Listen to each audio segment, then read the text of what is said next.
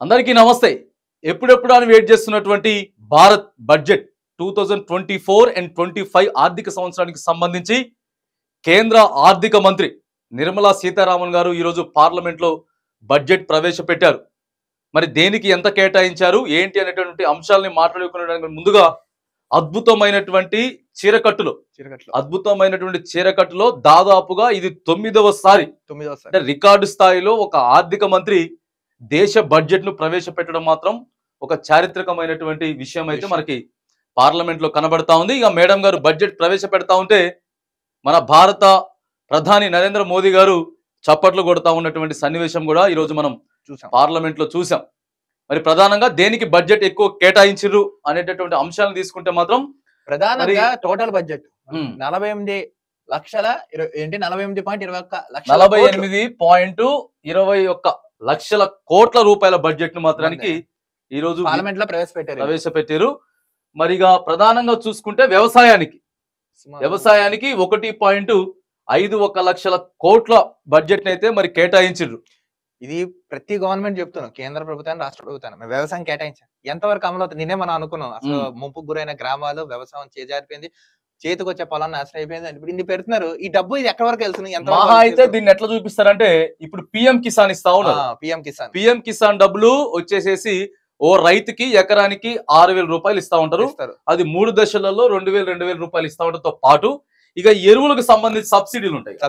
ఎరువులకు సంబంధించిన సబ్సిడీలు సరే దానికైతే 1.51 లక్షల కోట్లు అయితే కేటాయించడం. మరి ఇక ప్రధానంగా చాలా మందికి వచ్చేటటువంటి ప్రధానమైనటువంటి ఆలోచన డౌట్ ఏంటంటే పెట్రోల్ డీజిల్ పరిస్థితి ఏంటి? దాన్ని జిఎస్టీ పరిధిలోకి మాకు కావాలి. ఇప్పుడు పెట్రోల్ డీజిల్ ఎందుకనంటే ఈ పెట్రోల్ డీజిల్ తగ్గిస్తేనే గ్యాస్ కూడా మళ్ళీ ప్రధానంగా గ్యాస్ ప్రధానంగా పెట్రోల్ డీజిల్ ఏవైతే తగ్గిస్తేనే దాని ట్రాన్స్పోర్ట్ ఆధారపడి ఉంటది. కాబట్టి ఏ వస్తువైనా నిత్యావసరాలు ఏదైనా సరే ట్రాన్స్పోర్ట్ ను బట్టే ఉంటది. ఇప్పుడు ఇక్కడ నుంచి వెళ్ళి ఓ 10 క్వింటాల్ టమాటా మహారాష్ట్రకి పంపించాలంటే దానికి డీజిల్ వచ్చేసేసి ఒక 10,000 రూపాయలు ఖర్చు అయింది అనుకుందాం. మళ్ళీ దానికి రోడ్ ట్యాక్స్, ఈ ట్యాక్స్, ఆ ట్యాక్స్ అన్ని ఉంటాయి. ప్రధానంగా ఇప్పుడు డీజిల్ కి ఒక 10,000 రూపాయలు కాస్ట్ అయితే దీన్ని తీసుకెళ్తున్నాం కాబట్టి దీని కాస్ట్ కూడా పెరుగుతున్నాం. ఒకటి దానికి లింకపింగ్ ఉంటుంది ఒక్కోదానికి. ఇప్పుడు అక్కడికి వెళ్ళడానికి లీటర్ కు 5 రూపాయలు 10 రూపాయలు తగ్గితే ఒక 8,000 రూపాయలు ఖర్చు అయితే అప్పుడు తీసుకెళ్లేటటువంటి ఐటమ్ రేట్ కూడా తగ్గుతుంది. సో దాని వల్ల మరి ఇప్పుడు ఏం చెప్తా ఉన్నారంటే దానికి సంబంధించి ఆర్థిక మంత్రి గారు మేము ఆల్రెడీ తగ్గించాలనేటువంటి ఆలోచనలోనే ఉన్నాం, దాన్ని చర్చిస్తాం. రాష్ట్రాలు ఒప్పుకోవట్లేదు. రాష్ట్రాలు ఒప్పుకుంటే మాత్రానికి పెట్రోల్ డీజిల్ రేట్లు తగ్గిస్తాం, మాకు ఎటువంటి సంబంధం లేదని చెప్పి క్లియర్ గా చెప్తా ఉన్నారు. మరి అది రాష్ట్రాల మీదనే, ఆ రాష్ట్రాలే జిఎస్టీని తగ్గించాల్సి ఉంటది కానీ రాష్ట్రాలు దానికి ఒప్పుకోవట్లేదని చెప్తా ఉన్నారు. ఇక మహిళా సాధికారికత 3 లక్షల కోట్లు, ఇది ఎంత వరకు ఎవరికి వెళ్ళిందంటారు? అసలు మహిళా సాధికారిత ఏదో చెప్తారు, ముద్రా లోన్స్ అని, ఈ లోన్స్ అని, ఎంతమందికి వస్తారు? ఏం అర్థం కాని పరిస్థితి ఉంటుంది. అసలు కేంద్ర బడ్జెట్ అంటేనే అర్థం కాని అన్ని లక్షల కోట్లు ఇన్ని లక్షల కోట్లు అంటారు.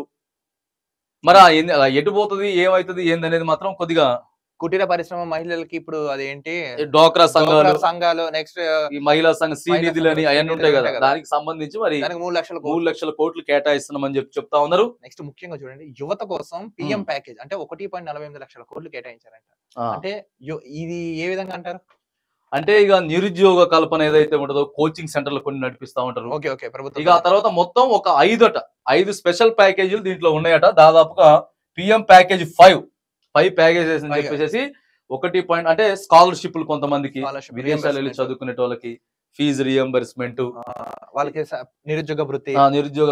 నిరుద్యోగులకు గానీ దానికి అన్నిటి కూడా యువత కోసం అయితే 1.48 లక్షల కోట్లు కేటాయించడం అని చెప్తా ఉన్నది. ఇక గ్రామీణ మౌలిక సదుపాయాలు దానికి 2.66 లక్షల కోట్లు. అంటే ఇక ఇప్పుడు ఊర్లలో ప్రధానంగా గ్రామ పంచాయతీలు ఉంటాయి కదా, ఆ గ్రామ పంచాయతీకి సంబంధించి పూడికిత పనులు, రోడ్లు పోసుకునే దానికైనా, లైట్లకు సంబంధించిన డ్రైనేజ్లు, తాగునీటికి, నెక్స్ట్ బ్లీచింగ్, నెక్స్ట్ వీటన్నిటికి కూడా మేము కేంద్రం నుంచి 2.66 లక్షల కోట్లని కేటాయిస్తున్నామని చెప్తా ఉన్నారు. నెక్స్ట్ స్టూడెంట్స్ కి లోన్ 10 లక్షల వరకు అంట. 10 లక్షల వరకు లోన్లు ఇస్తారు చదువుకునేటటువంటి స్టూడెంట్స్ అందరు కూడా. అంటే చాలా మంది కూడా బయటికి వెళ్ళేదానికి, బయటికి వెళ్ళి చదువుకోవడానికి విదేశాలకు వెళ్ళి. ఇక ఇంకొకటి కూడా ఏం చెప్పారంటే వీళ్ళు 10 లక్షల రూపాయలు ఇంతకు ముందు ముద్రా లోన్ వచ్చేది. వచ్చేది. ముద్రా లోన్ 10 లక్షల రూపాయలు వస్తే దాన్ని ఇప్పుడు 20 లక్షలకి పెంచుతున్నామని చెప్పి అదొకటి చెప్పారు. ముద్రా లోన్ 20 లక్షలు కట్ట, 10 లక్షల నుంచి 20 లక్షలకు పెంచుతామని చెప్పారు. కానీ మరి ఈ ముద్రా లోన్లు ఎంత మందికి వస్తా ఉన్నాయి? చెప్తే వింటాం తప్పితే మరి ఎంతవరకు ఈ బడ్జెట్ ప్రజల్లోకి వెళ్తా ఉంది, మధ్య తరగతి పేదవానికి ఎంతవరకు ఉపయోగపడతా ఉంది అనేది ప్రధానమైనటువంటి చర్చ. ఎందుకంటే ఏముంటది, పేద మధ్య తరగతి వాళ్ళకి పెట్రోల్ డీజిల్ రేట్లు తగ్గాలి, దాని ద్వారాగా అన్ని ఒక నిత్యావసర ధరలు తగ్గాలి, విద్యా వైద్య ప్రస్థానం మరి మాక్సిమం ఈ రోజు ఎక్కువగా కనపడలేదు. ఇక విద్య గురించి అంటే ఇక యువత కోసం పెడతా ఉన్నాం ఇలా చెప్తా ఉన్నారు. కానీ ముఖ్యంగా బడ్జెట్ స్పెషల్ గా విద్యా వైద్యానికి స్పెషల్ బడ్జెట్ లేదు. ఇక అన్నిటికంటే ప్రధానమైనటువంటి అంశం ఏంటంటే ఇవాళ నరేంద్ర మోదీ గారి ప్రభుత్వం అక్కడ నిలబడ్డది, మళ్ళీ మూడోసారి అధికారంలోకి వచ్చిందని అంటేనే అందరికి తెలిసిన విషయం. బీహార్ ఆంధ్రప్రదేశ్ సపోర్ట్ తోనే అక్కడ నిలబడింది. అక్కడ నిలబడింది. నిలబడ్డటువంటి 2 రాష్ట్రాలకు మాత్రానికి వరాల జల్లు కులిపించేసారు. అడగకుండా ఏదో అంటారు చూసారా, అడగకుండా వరాలు ఇచ్చారంట. బీహార్ లో రోడ్లకి 26,000 కోట్లు ఇచ్చారు. 26,000 కోట్లు కేవలం ఒక్క బీహార్కే ఇచ్చేశారు. అది కూడా రోడ్లకి, అన్నిటికీ ఒక రోడ్లకే 26,000 కోట్లు. ఇక ఏపీకి అయితే ఏది అడిగితే అదే, అడిగినా అడగకపోయినా రాజధానికి 15,000 కోట్లు, ఏపీ క్యాపిటల్ కి 15,000 కోట్లు. నెక్స్ట్ ఇండస్ట్రియల్ కారిడార్స్ కి అంటే విశాఖపట్నం, చెన్నై, బెంగళూరు ఇలాంటి అభివృద్ధి వాటికి ఇక బీహార్ కి ఆంధ్రప్రదేశ్ కి మాత్రానికి ఈ బడ్జెట్ వరాల జల్లని చెప్పుకోవచ్చు. ఎందుకనంటే మరి ఇప్పుడు ఒకసారి అధికారంలోకి వచ్చినటువంటి పార్టీ కేంద్రంలో ఏదైనా అవ్వచ్చు, అన్ని రాష్ట్రాలని కొద్దిగా సమానంగా చూసేటటువంటి ప్రయత్నం చేయాలి. కానీ ఎక్కువ మాత్రానికి ఇక్కడ ఏపీకి బీహార్ కి మాక్సిమం సగం పైసలు గట్టేపోతున్నాయని చెప్పుకోవచ్చు. నెక్స్ట్ దీని దెబ్బతో స్టాక్ మార్కెట్ కుదేలేందంట. అసలు స్టాక్ మార్కెట్ లో మొత్తం కూడా ఇలా అనుకున్నటువంటి బడ్జెట్ మరి ఆశాజనకంగా స్టాక్ మార్కెట్ రాలేదని చెప్పి స్టాక్ మార్కెట్స్ అన్ని కూడా డౌన్ అవుతా ఉన్నాయి. అక్కడ ముఖ్యంగా చూడండి తెలంగాణకు మొండి చూపించారండి. తెలంగాణకు మొండి స్టాక్ మార్కెట్ డౌన్ అయిన విషయం కూడా ఒకటి. మనం స్టాక్ మార్కెట్ లో కూడా డౌన్ అయింది. ఇక ప్రధానంగా చూసుకున్నట్టయితే స్టాక్ మార్కెట్ డౌన్. ఏపీకి పోలవరం తొందరగానే పూర్తి చేస్తాం, కావాల్సినటువంటి పోర్ట్లను ఇస్తాం, మీ అమరావతిని బాగు చేసుకోండి, 15,000 కోట్ల రూపాయలు ఇస్తాం, అప్పు తీరుస్తాం అంటున్నారు, మీకేమన్నా అప్పులుంటే తీరుస్తాం. బీహార్ కి ఏకంగా రోడ్ల కోసమే 26,000 కోట్ల రూపాయలు అక్కడ ఇచ్చేసారు. 26,000 కోట్లు ఇచ్చేసిండ్రు. ఇక ప్రధానంగా మన తెలంగాణ రాష్ట్రానికి వచ్చేసరికి అయితే తెలంగాణ రాష్ట్రంలో మొండి ఏం లేదు, తెలంగాణకి ఏమీ లేదు. ప్రధానంగా మనం చూసుకున్నట్టయితే ఒకసారి ఇప్పుడు చూడండి, ఇక్కడ కొద్దిగా ఎరేజ్ చేయండి. ఇప్పుడు చూద్దాం. ఇప్పుడు టీజీ తెలంగాణకి మొండి చేయి చూపించారు. అప్పుడు మనం అడిగినాం బయ్యారం ఉక్కు కర్మాగారం బయ్యారం ఉక్కు కర్మాగారం ఏదైతే ఉందో అది ఖచ్చితంగా కావాలి అని ఇప్పటికి 10-15 ఏళ్ల నుంచి కొట్లాడుతున్నాం. ఉక్కు పరిశ్రమ అది లేదు. పసుపు బోర్డు, నిజామాబాద్ పసుపు బోర్డు, దానికి బడ్జెట్ కేటాయించలేదు. కాజీపేట రైల్వే కోచ్ దానికి మొండి చేయి, చూపించారు. కాజీపేట రైల్వే కోచ్ లేదు. ఇక స్పెషల్ ఏమి కనీసం ఏది కూడా, ఎందుకంటే దేశవ్యాప్తంగా కూడా హైదరాబాద్ అనేది అభివృద్ధి చెందుతా ఉన్నది. ఇక డెవలప్ చేసుకోవాలి. ఇక్కడ మూసీని ప్రక్షాళన చేసుకోవాలి. తర్వాత రోడ్లు కొద్దిగా బాగాలేవు, వాటన్నిటిని కూడా చేసుకోవాలి.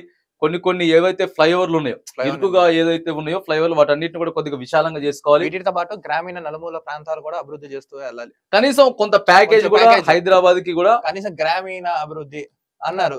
తెలంగాణ రాష్ట్రానికి ఎంత ఇచ్చారండి గ్రామీణ? ప్రధానంగా హైదరాబాద్ కి ఏమి ఇచ్చారు?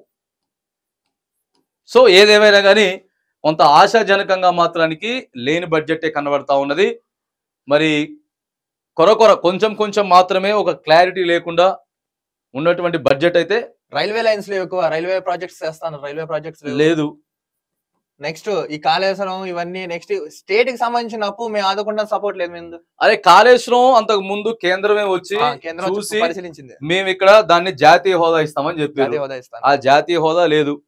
ఎటువంటి మరి ప్రాజెక్టులకు కూడా బడ్జెట్ ఎటువంటి కేటాయించిన గత ప్రభుత్వం మేము రైలు మార్గాలు వేస్తాం, ప్రభుత్వం స్థలాలు చూపించట్లేదని వాళ్ళు వెళ్ళిపోయారు. ఇప్పుడు ఈ ప్రభుత్వం కూడా సేమ్ అదే రిపీట్ చేస్తుంది. సో రైలు అభివృద్ధి పనులు కూడా ఇక్కడ లేవు.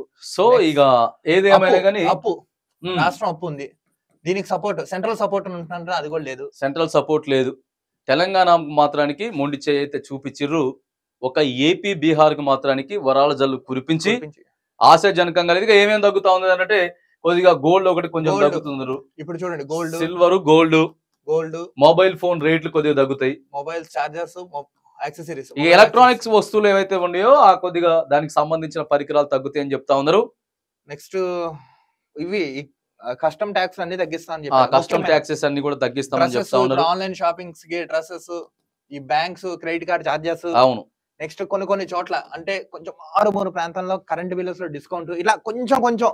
సో రైట్ గా ఒక్క మాటలో చెప్పాలంటే ఈ పెట్రోల్ డీజిల్ కి సంబంధించినటువంటి అంశాలు ఎప్పుడైతే వస్తాయో, జిఎస్టి పరిధిలో రాష్ట్రాలు ఎప్పుడైతే ఆ జిఎస్టిని తగ్గిస్తాయో అప్పుడే మధ్య తరగతి వాడికి సంబంధించినటువంటి అంశాలు కొద్దిగా మార్పు చెందేటటువంటి అవకాశం అయితే చాలా ఉంది. సో పెట్రోల్ డీజిల్ మీద రాష్ట్రాలు ఎప్పుడు మాట్లాడినటువంటి పక్షంలో పెట్రోల్ డీజిల్ రేట్లు ఇట్లనే ఉంటాయి, నిత్యావసర ధరలు ఇట్లనే ఉంటాయి. సామాన్యుడికి మధ్య తరగతికి మాత్రానికి ఎటువంటి ప్రయోజనం లేదు అని ఈ బడ్జెట్ అయితే చెప్పుకోవచ్చు. సరే ఏదేమైనా కానీ ఇక కేంద్రం బడ్జెట్ ప్రవేశపెట్టాలి కాబట్టి మరి ఇక ఈ రోజు ప్రతిష్టాత్మకంగా ప్రవేశపెట్టినటువంటి కేంద్ర బడ్జెట్ ఏదైతే ఉందో సేమ్ ఇక అంతే. ప్రస్తుతం ఇప్పుడు ఎట్లయితే బ్రతుకులు వెళ్తా ఉన్నాయో ముందుకి అంతే మాక్సిమం అందుకే పోతే తప్ప ఒక విప్లవాత్మకమైనటువంటి మార్పు అయితే ఏం లేదు. విప్లవాత్మక మార్పు అయితే ఎప్పట్లాగా యథావిధిగా పేద మధ్య తరగతి వాడికి నిరాశ చెందినటువంటి బడ్జెట్ అనే చెప్పుకోవచ్చు. సరే ఏదేమైనా కానీ మన భారత్ తరపున మరి ఆర్థిక సంవత్సరానికి అయితే ఈ రోజు ప్రతిష్టాత్మకంగా పార్లమెంట్ లో బడ్జెట్ ప్రవేశపెట్టిన రోజుగా అయితే ఈ రోజు నిలిచిపోతా ఉంది. కానీ రానున్న రోజుల్లో కూడా వీళ్ళు కొంచెం పేద, దిగువ, మధ్య తరగతి మూడు నిర్మూలన కోసం అంటే వీళ్ళు మార్పులు చేర్పులు చేస్తున్నారు. వద్దు మనకి పూర్తిగా నిర్మూలన కావాలి. ఆ దిశగా వెళ్ళనే ప్రభుత్వం విద్యకి, వైద్యానికి ఇప్పుడు విద్యా వైద్యానికి ఎంత ఏదైతే ఇప్పుడు 43 లక్షల కోట్లు పెట్టిండ్రో దాదాపు 20 లక్షల కోట్లు దాంట్లో సకానికి విద్యకి, వైద్యానికి ఎప్పుడైతే కేటాయిస్తామో అప్పుడే మన భారతదేశం అభివృద్ధి చెందుతుంది. పక్కన ఉన్నటువంటి దేశాలు కూడా మన వైపు చూసేటటువంటి ఆస్కారం లేదా ఎప్పటి యథా రాజా తదా ప్రజ అన్నట్టే మనకుంటున్నాం. డెవలపింగ్ అనుకుంటూ ఉంటాం కానీ డెవలప్డ్ మాత్రం భవిష్యత్తులో మనకి రాదు. ఇప్పుడే కాదు ఇంకొక 2-3 తరాలైన స్థితి మాత్రం ఇలానే ఉంటున్నాం. ప్రభుత్వం ముఖ్యంగా వీటి మీద ఫోకస్ పెట్టండి, నిర్మూలన చేయండి. ఎప్పుడైతే ఫోకస్ పెడతారో అప్పుడే ఖచ్చితంగా మన ఇండియా అభివృద్ధి చెందేటటువంటి దేశంగా మారుతుంది అనేది దయచేసి పరిపాలించేటటువంటి నాయకులంతా కూడా ఆలోచన చేయాల్సిన అవసరం ఉంది.